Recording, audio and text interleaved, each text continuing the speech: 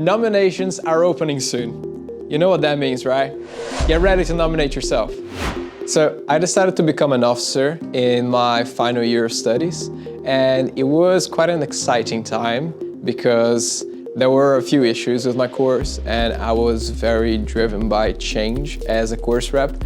And funny enough, I was there at the Students' Union dealing with society affairs as I usually do. And it was quite an interesting call because the title for the time, Education Officer, came about. And I was quite excited to see, but I didn't really know what was it about. Until I sat down with the education officer at the time, I spoke to her and I was actually learned all about it.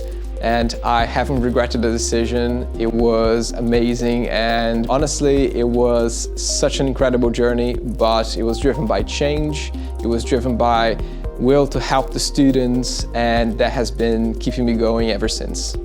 I think perhaps the most rewarding bit is seeing students benefiting from the changes you've implemented.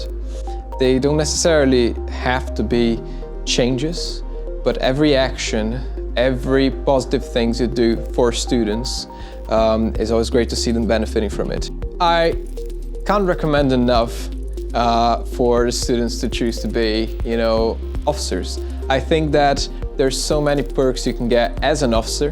You have around 31 days of leave a year. There's a lot of benefits on staying on campus, being close to the academics, being close to this sort of like very vibrant place. It is such a joy being on this job.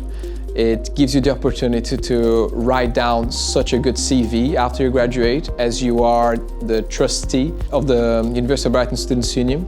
And this gives you quite a lot of experience. I've personally benefited so much from the things I've learned on this job and adding up to the degree I've acquired from the University of Brighton. I couldn't recommend more. It's such a brilliant job and you get the chance to work with brilliant students. It couldn't be any better.